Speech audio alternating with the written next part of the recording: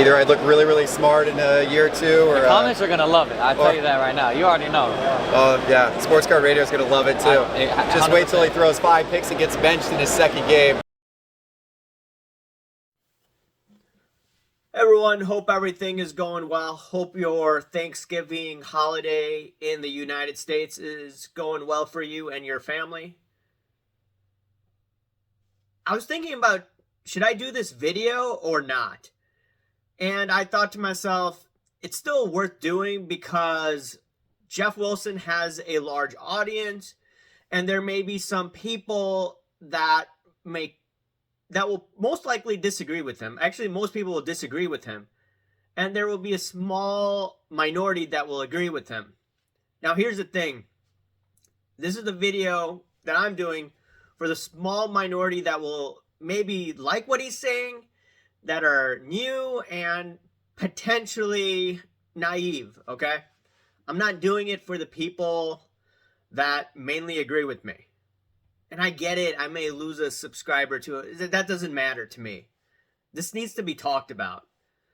Well, the thing is, sports card investor Jeff Wilson did a deal with Roth Cards, and it was regarding a Desmond Ritter rookie card. In this video, what happened was Jeff Wilson bought the card for $23,000.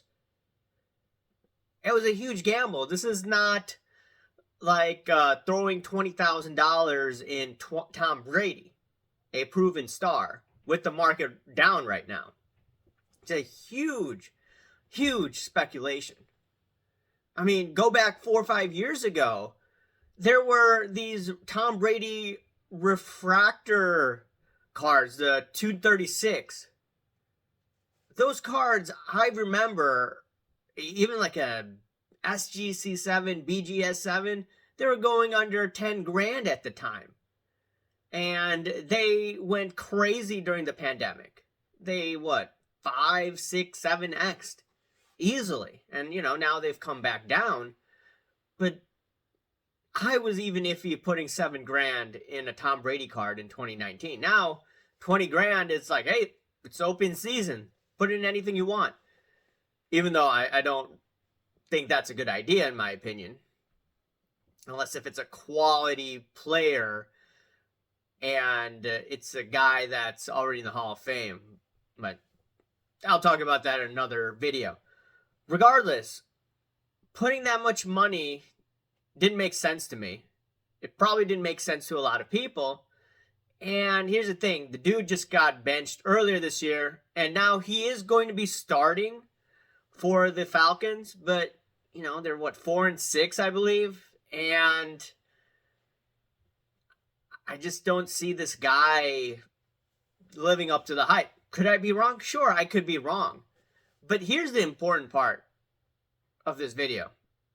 So Jeff Wilson was talking about, hey, when I invest in these cards, I look at it basically, this was what he is implying, I look at it basically like throwing money in a small startup company. That's what he does for a living. He is putting money into these small companies and hoping that it turns out to be a home run. And he and his wife have been successful. All right, I get that part.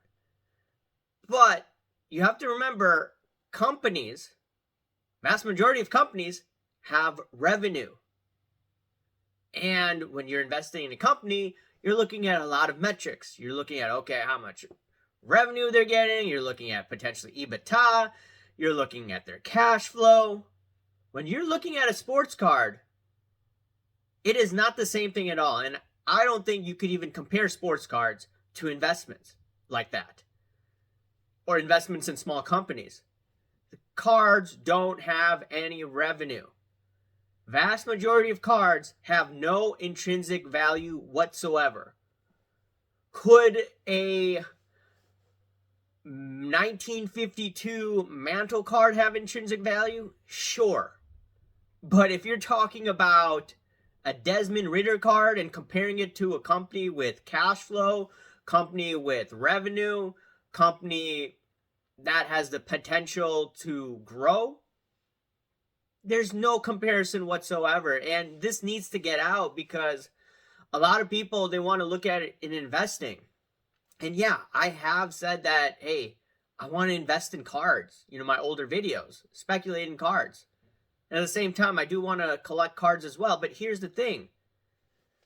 The best time to have quote unquote invested in cards was right around 2018, when cards were dirt cheap, when you had a cycle of Gary Vee coming in, when everything you could have gotten on pennies on the dollar. You could have gotten Mahomes rookie cards, PSA 10s, for $100, $130. I got one in 2019 during the playoff push against the Patriots at $131. Now that went up 30x during the pandemic. Now it's come down. That Optic Hollow PSA 10 card that I bought, and I sold it before, or I sold it during the pandemic. But regardless, it's just crazy, in my opinion, to compare these sports cards, vast majority of sports cards, to investments. They're not. And, he did say, it's gambling to a certain extent. But what I didn't like was, or what I did not agree is, he was saying hey, like I said, you're throwing money into a small business. Not the same thing at all.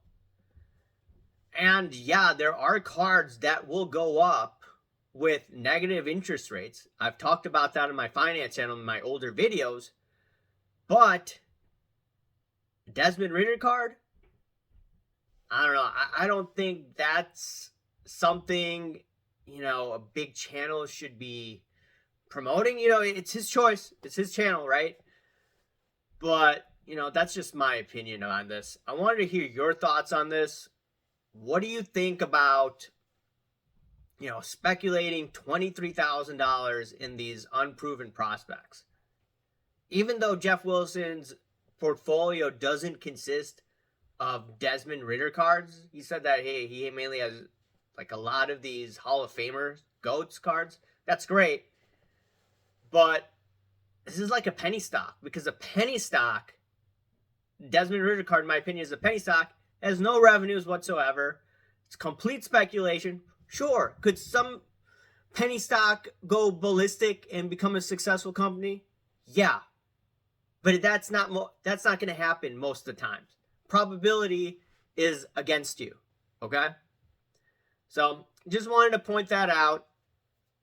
Anyways, let me know what your thoughts are, and I'll talk to you later. See ya. Bye.